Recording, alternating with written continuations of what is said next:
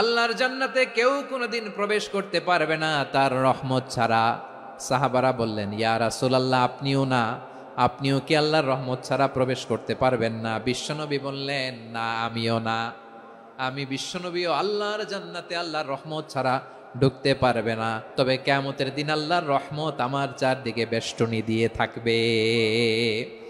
আল্লাহ নিজের পরিচয় দিয়ে বললেন, আলিমুল গায়বি ওয়াশ শাহাদাতি হুয়ার রহমানুর রহিম। আমি হলাম রহমান, আমি রাহিম। আল্লাহরে চিনছেন? ওবারখালীর ভাইয়েরা, আপনার রবকে চিনতে পারতেছেন? তিনি দয়ার সাগর, তিনি মায়ার সাগর। তার দয়ার সাগর যে কত বড় আপনার কল্পনাতেও নাই। এজন্য আপনার পাপ যত বড় হোক, অন্যায় যত বড় হোক, অপরাধ যত বড় হোক, আপনার জুলুম যত বড় হোক, আল্লাহর রহমান নামের দরিয়া তার চাইতেও বড়।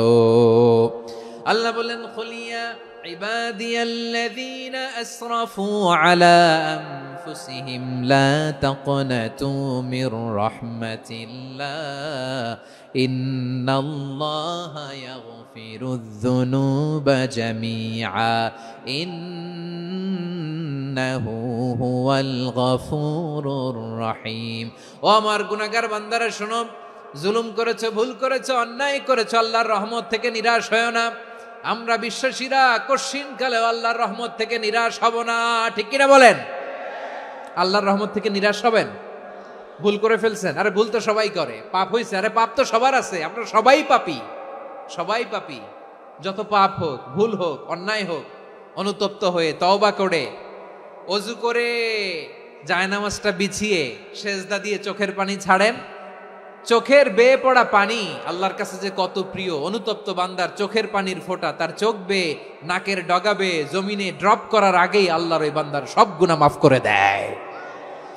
আল্লাহ বললেন, আমি রহমানুর রহিম, আমি দয়াময়, আমি মেহেরবান।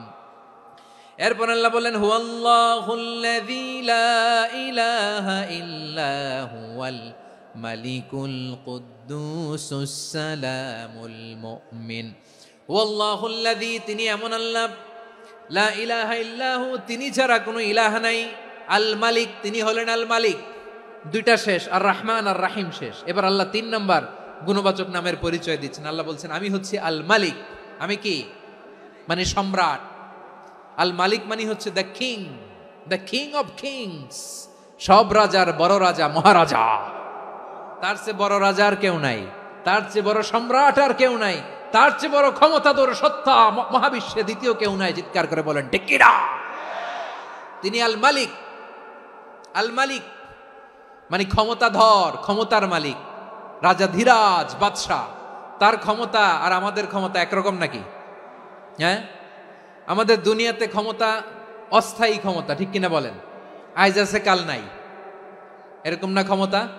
আল্লাহর ক্ষমতাও তো এরকম না, আইজ আছে কাল নাই এরকম। দুনিয়াতে দেখবেন কোন দেশের প্রেসিডেন্টের 4 বছরের ক্ষমতার মেয়াদ, কোন দেশে 5 বছরের। আল্লাহর কয় বছরের? 10 বছরের নাকি 20 বছর, 100 বছর। আল্লাহর ক্ষমতার মেয়াদ কতদিন বলেন? বুঝে থাকলে বলেন তো।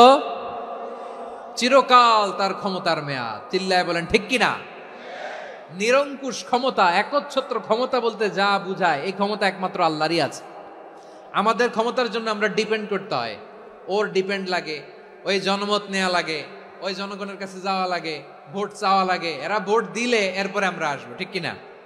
আবার জনগণ না চাইলে আমরা নাই। আল্লাহর ক্ষমতা কি এরকম? হ্যাঁ। আবার দেখবেন দুনিয়াতে ক্ষমতায় যাওয়ার জন্য জোট করা লাগে। জোট, জোটের রাজনীতি আছে না নাই? জোট হয়, শরিক হয়, এই হয়, সেই হয়, নানাভাবে দুনিয়াতে ক্ষমতায় আসতে হয়। আল্লাহ বলে, আমার ক্ষমতার জন্য কারো উপর বিন্দু পরিমাণ আমার ডিপেন্ড করা লাগে না। সৃষ্টি শুরু থেকে আমি ক্ষমতার চেয়ারে বসা, মহাবিশ্বের শেষ পর্যন্ত, সীমাহীন ভবিষ্যৎ পর্যন্ত আমি ক্ষমতার চেয়ারে থাকব। আমি হলাম আল মালিক। আমার ক্ষমতার কোনো কমতি নাই, কোনো ঘাটতি নাই। কেউ আমার ক্ষমতা থেকে নামাতে পারবে না। পারা যাবে?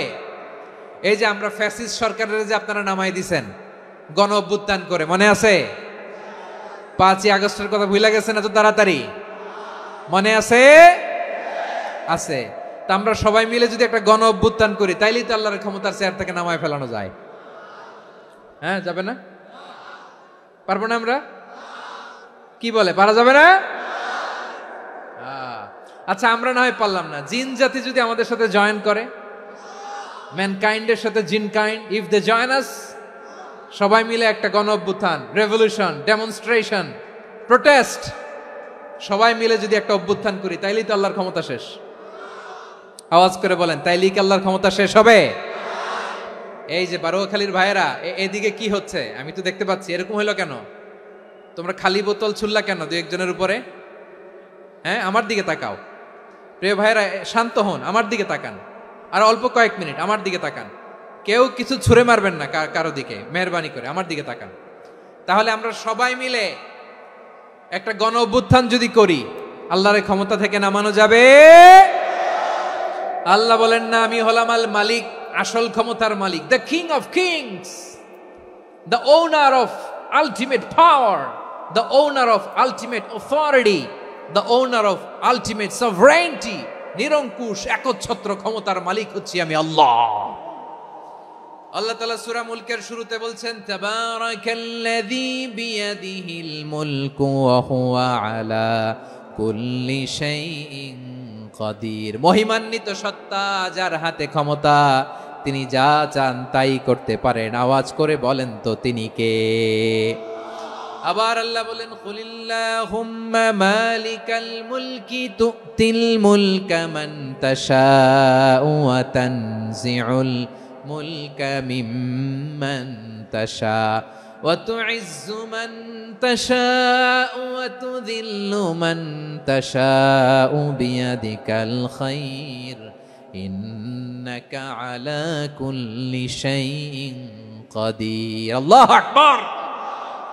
এ নবী, আপনি বলুন, আল্লাহুম্মা মালিকাল মুলক, আল্লাহ আপনি ক্ষমতার মালিক, তুতিল মুলকা মান তাশা, যাকে চান তারে ক্ষমতার চেয়ারে বসান, ওয়া তানজিউল মুলকা মিম্মান তাশা, যাকে চান তাকে ক্ষমতার চেয়ার থেকে ছুঁড়ে ফেলে দেন। তিনি কে? ক্ষমতার চেয়ারে বসায় কে? আবার মনে চাইলে আস্থা করে ছুঁড়ে নিক্ষেপ করেন, তিনি কে?